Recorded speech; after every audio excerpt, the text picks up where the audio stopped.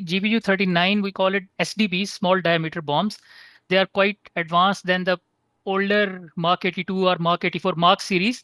So there is like different. The lighter one, 500 pounds bomb is Mark 82, then 1000 pounds Mark 83, and then the heavier Mark 84. They were iron bombs or dumb bombs. They were not guided, and it was very difficult to exactly hit the target with them. There was a lot of collateral damage also, the targets missed, etc. So the bombs, they shifted to PGMs, precision guided munitions. Now you have laser guidance, you have JDAM kits, joint direct attack munition, which is guided by GPS also. Then there is the issue of wind also in unguided, because the wind carries the bombs away from the target. So it's very difficult for the pilot to hit them. So these bombs, this GBU-39 SDBs, there are other also GBU kits. This I think the this massive ordnance penetrator MOP on used by B2 on Iran. I think it is GBU-57 if I'm not wrong. I don't Yep. remember exactly the number, but the point is that GBU prefixes with these bombs, which are guided bomb units. GBU is guided bomb unit. Mm. So GBU-39, one of the latest guided bombs, precision guided munition. As I said, SDB, small diameter bombs, and they are very accurate and deadly, and they are carried by the American aircraft. And because Israel Air Force, they all the three fighter aircraft they use, F-15, F-16, and F-35, they are all US made.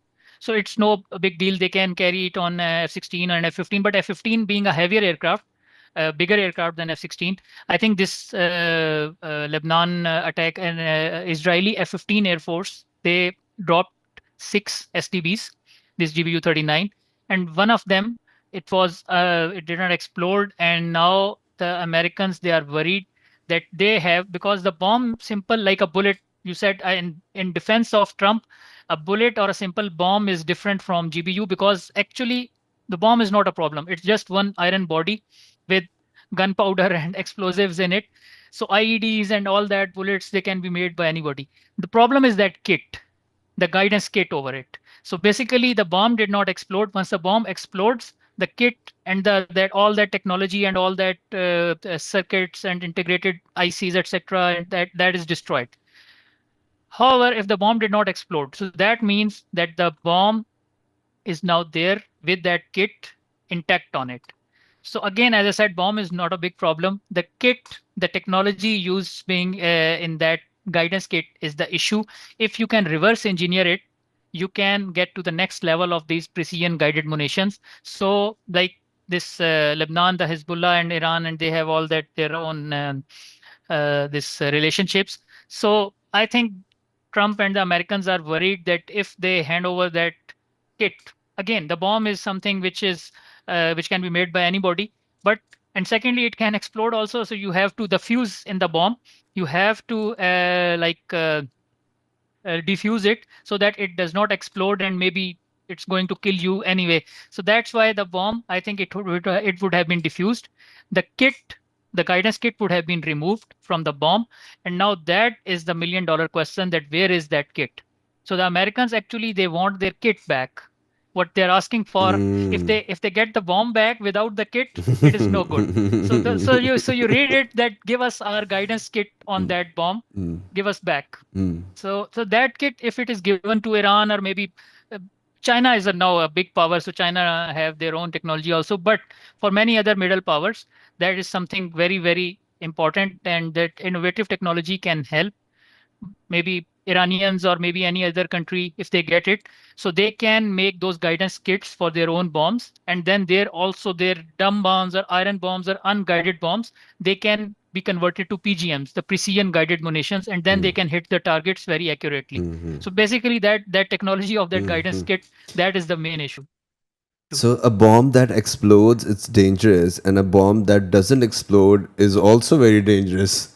For Americans, actually, the new American bombs, actually, it is a bigger problem. If the bomb does not explode, right, they are actually more, like I'll say, in hot waters, Hmm. because now that secret, that technology in that kit, Hmm. that can go to anybody in the Hmm. world. So I think they are quite worried, and they will do anything to get that bomb, rather that get kit back. However, let's see what happens. But as I said, that I think most probably Iran is the most probable candidate which will get that kit through Hezbollah or any other proxy in the region. But there should be some time bomb attached to these bigger bombs. Like once it's out of the bay in 30 minutes, even if it doesn't explode, it should explode on its own. I mean, it should be a simple calculation, no? Yep, you're talking about self-destruction features. Some of the missiles or something they have, but in these bombs, as I said, because the bomb is quite cheap and it is like produced, mass-produced, and then you just attach a kit. A kit, it can be this laser-guided bomb kit, JDAM kit, or range extension kit. So that kit is just applied. If you increase these things in that the list of additions to the bomb, like the self-destruction feature. First thing, definitely the budget will increase. Secondly, with self-destruction feature, there have been issues that if there is some problem in the mechanism, the bomb can explode in the warehouse also. Like if you are getting it ready for the like installation on the aircraft, and then somehow the clock is starts ticking, just like very oversimplification, and then after 30 minutes or 40 minutes it is still on the aircraft, right? And it thinks, because there are like weight on wheel switch, for example, we have a switch in the aircraft, weight on wheel, which tells the aircraft that whether you are on the ground or now you are in the air. Similarly, like you said, that the bomb will know that whether it is attached to the aircraft, whether it is sitting in a warehouse, or whether it has been fired by the pilot. But as I said, that the more mechanisms you add, the point of failure, the chance increases.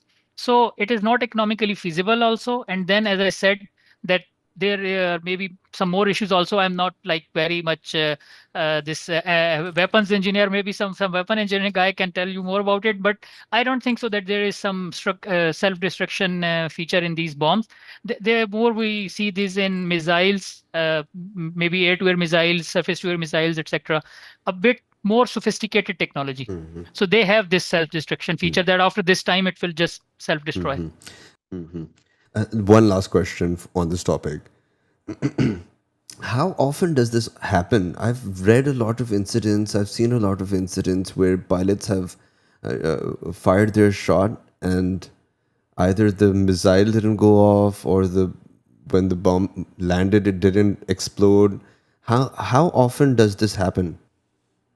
So it is difficult to quantify, but like subjectively, I'll say that it is not very rare and it is not very common.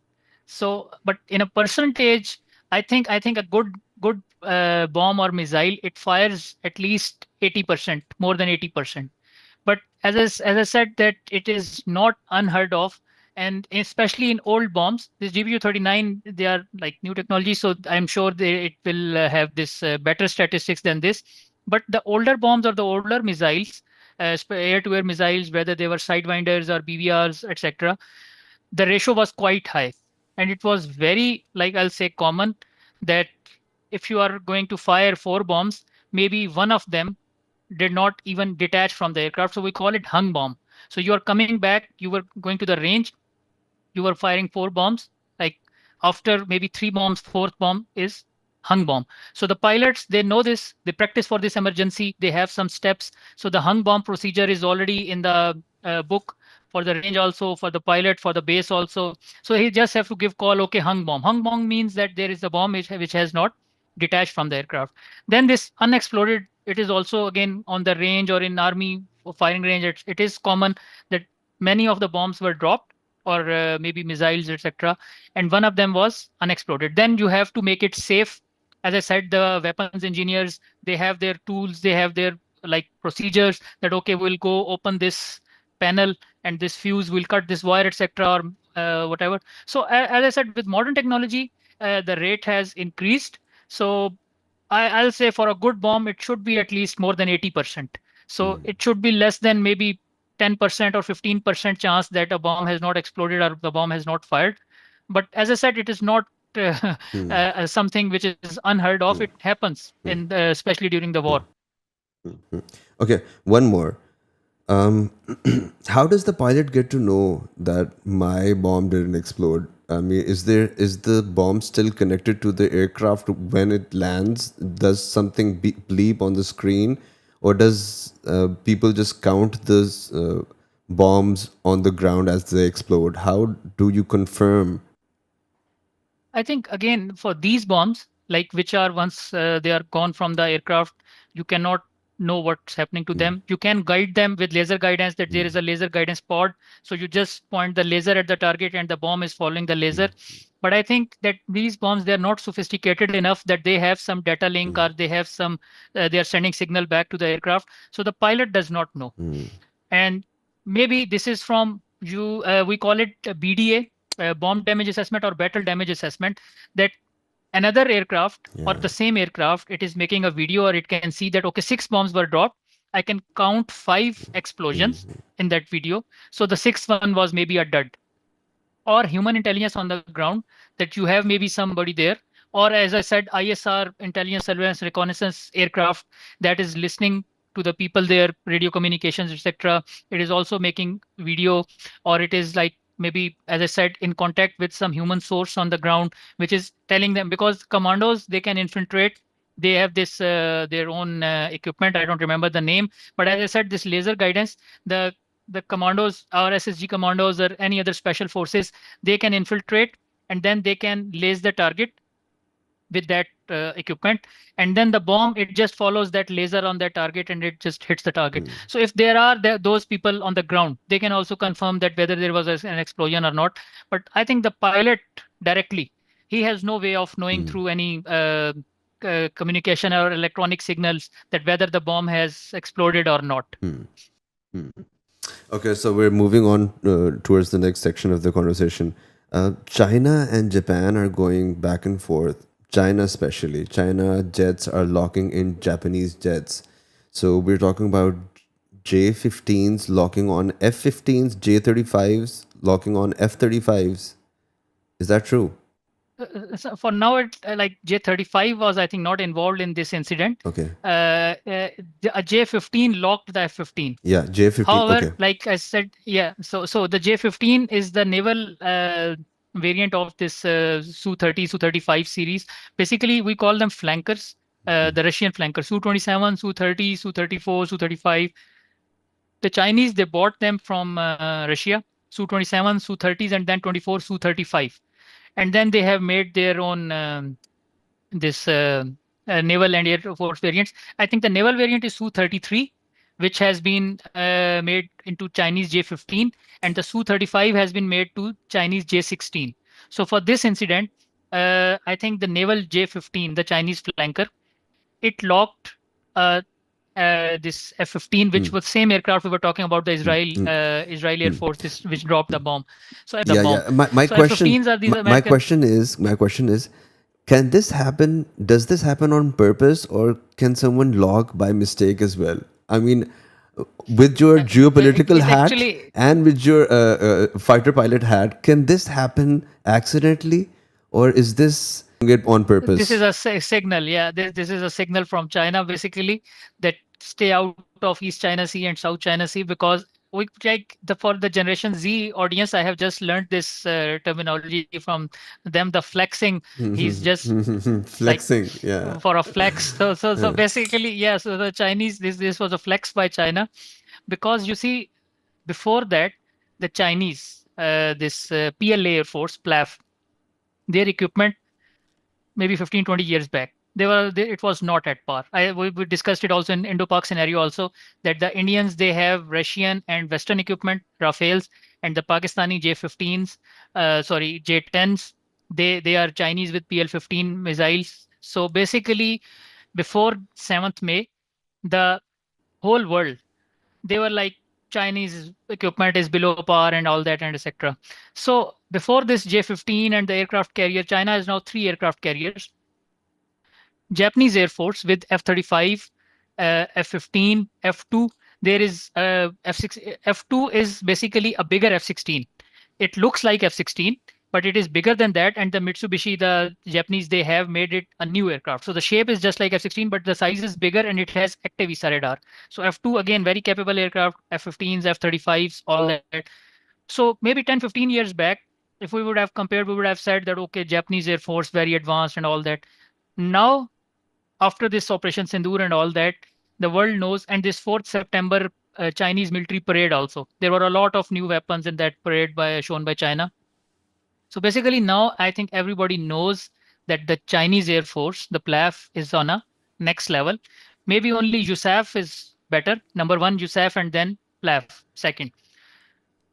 Now they are doing these things to tell the world practically that okay, you have been listening that China has risen. ठीक है? It's not rising. I think it has risen quite enough. So now it's time to tell you practically that this is our backyard.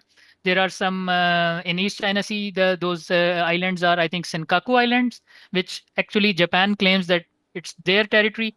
China claims that it's theirs. So basically, not till now, but maybe someday, if the Chinese they land on those islands, that will be like violation of the sovereignty and territorial integrity of Japan. So people often say that US China will not happen, Taiwan will be peaceful, the solution will be found peacefully, etc.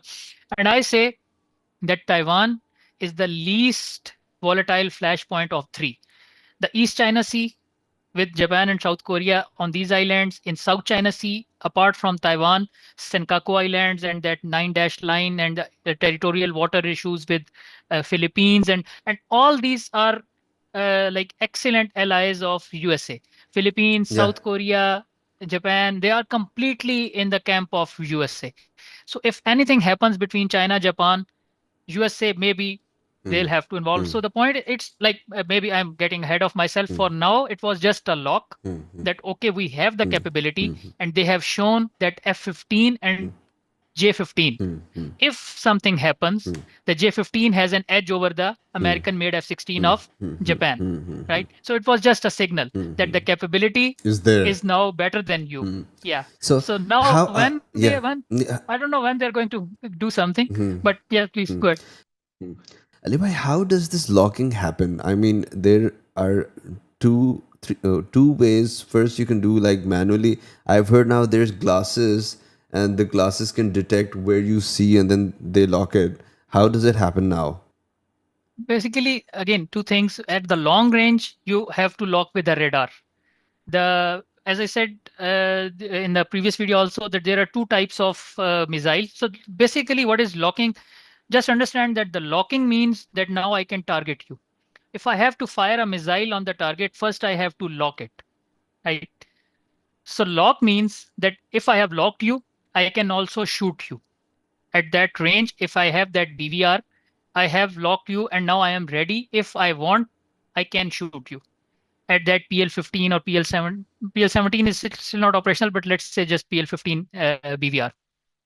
So that's why it's a big issue, because locking means actually it's practically a threat. It's not that you have done something by mistake or you are maybe trying to give a friendly handshake or anything. So the locking the aircraft means that actually I am threatening you that stay away from this place. It is not your area. Now maybe East China Sea or South China Sea belongs to me. So When does lock the adversary pilot get to know while it's being locked or when it's locked? basically, as I said, in radar, there are two, three different terminologies and RWR, radar warning receiver. So we call it spike or chirp. So once the radar is painting me, the chirp is different. The spike, like it is telling me that, okay, there is some radar which can see you, but it is not targeting you. Once it locks me, that it goes into the targeting mode, that spike changes because the electromagnetic, this frequency and the wavelength for generally watching, like generally, again, maybe, okay, like you said, your audience is at a quite a higher level of air power. So I'll add some technical terminologies. So basically, we call it track while scan, that there is one radar mode that you see all the aircraft. So in track while scan, the aircraft radar, it is not focusing on one target. It is just throwing its electromagnetic, all these signals in all the directions. And I can see, okay, one, two, three, four, five. I'm watching these five aircraft. Now I decide that, okay, out of these five, this one is a bandit or adversary, and I want to target him. So I will lock that target out of those five. Now for all those four, Before this, all five were getting that spike that okay, some radar is watching us, but no problem, no big deal. Now all those four will stay that okay, fine, he's just watching us, but that one which has been targeted, the pilot will be alarmed because his spike will change. Now he is being focused. There is more electromagnetic energy on his aircraft, and now if I want, I can shoot him. Not that I'm going to shoot him, but the targeting means. So basically, in both ways, to answer your question, that before locking, pilot knows that okay, some radar is watching me, but that is very common. You can fly anywhere and maybe you are getting spikes, etc. There is a ship going by, it has its own radar. Maybe you are flying close to your own home base, there is a radar. Then maybe there is some international airport, there is a radar, etc. So that being painted by radars is no big deal, but targeting is something else, and the pilot exactly knows that now I am being targeted. And so locking has, again, as I said, like you said, that can you do it through your helmet, that JHMX, we call it joint helmet mounted queuing sight. So JHMCS, JHMX for short. That is only at short ranges and for infrared IR, heat seeking missiles. At these ranges, beyond visual ranges, 100 kilometer, 200 kilometer, more than 200 kilometer, the JHMX or the infrared, it cannot work. It does not have that much range. So at that range, definitely you are going to lock with your radar only, not with your JMX or your IR sensors. And then if you are going to shoot, I'm not saying that China will shoot Japanese aircraft, but just like in Pakistan, India's case, if you have locked it at 200 kilometers, you will have to fire a BVR, beyond visual range missile, which will again go on this radar, etc. If you have to fire that infrared, its range is maximum 20 nautical mile, less than 20 nautical mile. So it generally comes in within visual range, 10, 15 miles maximum, or what we call dogfight, close range fight. So that's why this JMX or that targeting and locking, it cannot be used in this scenario, this Japan and this China, because at long range, you have only one option for locking and firing. It is radar based. Okay, so can the adversary pilots talk to each other? If you are on the same frequency, like the radio frequencies are different and they are actually confidential, secret. Yeah. So this Japanese aircraft, it would have been some other frequency, and the Chinese aircraft, PLAF, it would have been some other. But there is a guard So this is the to only way of communication getting locked. That's the final communique. kind of, because like I said that this is a threatening environment, maybe a combat or aerial battle, whatever you want to call it. Like Pakistan and India, both aircraft, before Indians had fired those bombs on Pakistani, this Bangladesh, Bahawalpur, and this Azad Kashmir and this Murid Ke.